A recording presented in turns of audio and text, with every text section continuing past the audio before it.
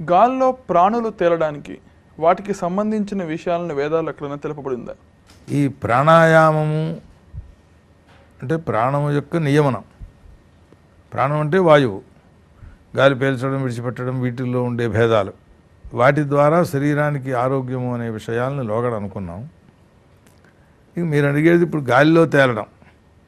గాలిలో తేలడం అనేటటువంటిది ప్రధానంగా పక్షుల యొక్క కృత్యం. ఆ రెక్కలను అల్లల్లాడిస్తూ చక్కగా అలా ఆకాశంలో సంచరిస్తూ ఉంటాయి. ఇవి అందులో కొన్ని బాగా, కొన్ని ఏదో తక్కువగా సంచరించవచ్చు వాటి యొక్క శరీర నిర్మాణాలను బట్టి.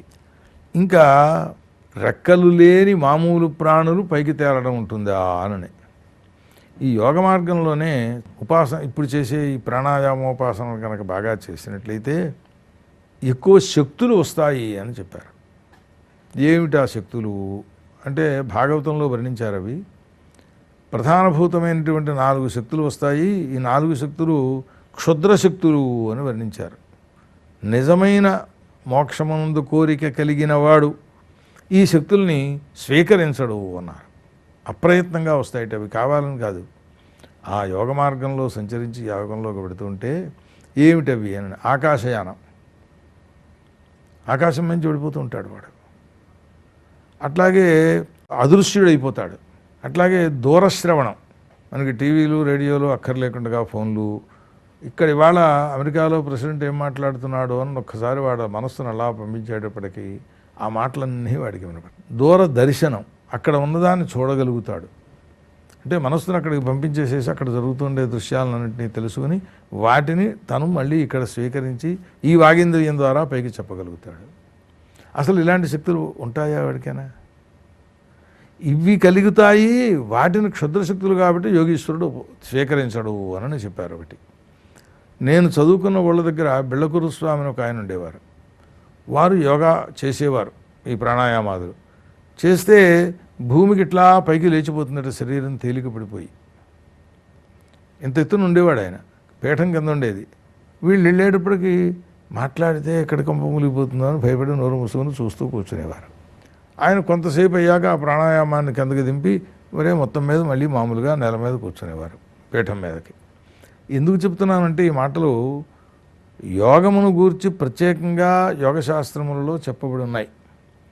పరమేశ్వర సంబంధాన్ని కూర్చి చెప్పారు అక్కడ. మామూలుగా కలిగేటటువంటి వాటిని గురించి కొన్ని ఉపనిషత్తుల్లో కూడా వీటిని గురించి బాగా చెప్పారు. సుఖాసనంలో కూర్చుని వాడికి ఏ ఆసనం సుఖంగా ఉంటే అది అందులో కూర్చొని ఈ ప్రాణాయామాదులు చేసేటప్పుడు వీడికి ఈ చెప్పబడినటువంటి శక్తులు యావత్తు వస్తాయి అని. ఇవే మంత్రశాస్త్రంలో కూడా చెప్పారు. ఆయా దేవతలను ఉపాసన చేస్తే ఆయా శక్తులు వస్తాయని.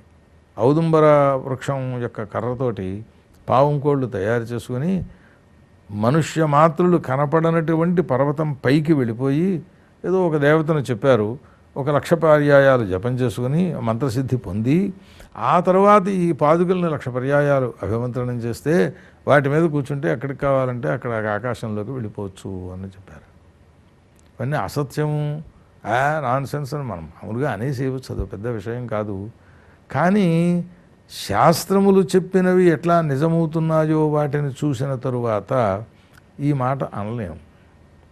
కొన్ని నిజాలు అయ్యేప్పుడు ఇది మాత్రం ఎందుకు నిజం కాకూడదు? మంత్రశాస్త్రంలో చాలా సిద్ధులు ఉన్నాయి, అందులో అనుమానం ఏం లేదు. ఆ ఉన్నటువంటి సిద్ధులలో ఇది ఒకటి. అంటే మంత్రశాస్త్రము దాన్ని చెబుతోంది మంత్రపరంగా, యోగశాస్త్రము దాన్ని చెబుతోంది ఈ పరంగా. ఇది స్వతసిద్ధమైనటువంటి శక్తిగా వస్తుంది. యోగాన్లో బాగా సిద్ధుడైనటువంటి వానికి ఆకాశంలోకి వెళ్ళాలి అని మనసులో కనుకుంటే అట్లా నడిచి వెళ్ళిపోతాడు. అదృశ్యుడిని కావాలి అనుకుంటే అయిపోతాడు. అలాగే అదృశ్యుడిగా తయారు చేసేటటువంటి కొన్ని ఔషధులు ఉన్నాయి, అవి కూడా అదృశ్యుడిగా తయారు చేస్తాయి. ఇవన్నీ లేకపోలేదు స్వామి. ఎంతసేపు మనం 3వ ఏడు వచ్చేటప్పటికే కాన్వెంట్కి పంపించేయాలి, మమ్మీ డావిడి అని పిలిపించుకోవాలి, మనవాడు ఇంగ్లీష్లో పెద్దవాడైపోవాలి, లేదా ఇంకోటి అయిపోవాలి అని కోరుతున్నారు తప్ప వీటిని గురించి తయారు చేసుకునేటటువంటి వాళ్ళు లేరు. దాని చేత ఆ రకమైనటువంటి స్థితి వస్తున్నది. ఉదాహరణకు ఒక చిన్న మాట చెబుతాను. కర్ణపిశాచి అని మంత్రశాస్త్రంలో మంత్రం ఉంది. అది ఉపాసన చేసేస్తే మనం ఇక్కడ కూర్చునుండగా ఎదురుగుండా కూర్చున్నవాడు ఏమనుకుంటున్నాడో అది మనకు వచ్చేస్తుంది. ఆ సమాధానం వాడు అడగకుండానే మనం చెప్పేసేయచ్చు. నీ పేరు ప్రవీణ్ కదా, అని నేను అడిగేయచ్చు. నన్ను ఏది అడగడానికి వచ్చారో దాన్ని కూడా చెప్పేసి చెవులో చెబుతూ ఉంటుంది ఆవిడ. ఇది మహామంత్రాల్లో పరిగణించలేదు. ఆ మంత్రాలని ఉపాసన చేసినటువంటి వాళ్ళకి ఈ గాయత్రి ఇత్యాది మంత్రములను చేసేటటువంటి అర్హత లేదు అని కూడా వర్ణించారు. యజ్ఞోపవేతం తీసేసి ఇట్లా ఏవో వాటికి కొన్ని ఉపాసనా ప్రక్రియలు ఉన్నాయి. దీన్ని ఒక కుర్రవాడు ఉపాసన చేశాడు. అతడు రోజు సహస్ర గాయత్రి చేస్తాడు. మొదటిసారి ఆ చెప్పబడిన రీతిలో పూర్తిగా జపం చేసినా ఏమీ వేరే మార్పు ఏం తెలియలేదు. మళ్ళీ రెండోసారి చేశాడు, మళ్ళీ మూడోసారి చేశాడు. ఆ మూడోసారి చేసినప్పుడు చెవి దగ్గరికి వచ్చి దేవత చెప్పింది, దంజం తీసేసి గాయత్రి జపం మానేసేసేయి, నేను నీ దగ్గరికి వస్తాను, నిన్ను చాలా వృద్ధిపరుస్తాను. అంటే ఇతడు చెప్పిన మాట, నా గాయత్రిని నేను వదిలేది లేదు, ఇష్టమైతే రా, కష్టమైతే మానేసేయి, నేను ఎవరో ఉపాసన చేసి మంత్రంలో చెప్పింది కనుక అవునా కాదా అని పరిశీలించడం కోసం నేను చేశాను, నువ్వు నా దగ్గరికి రావద్దు అని చెప్పాడు.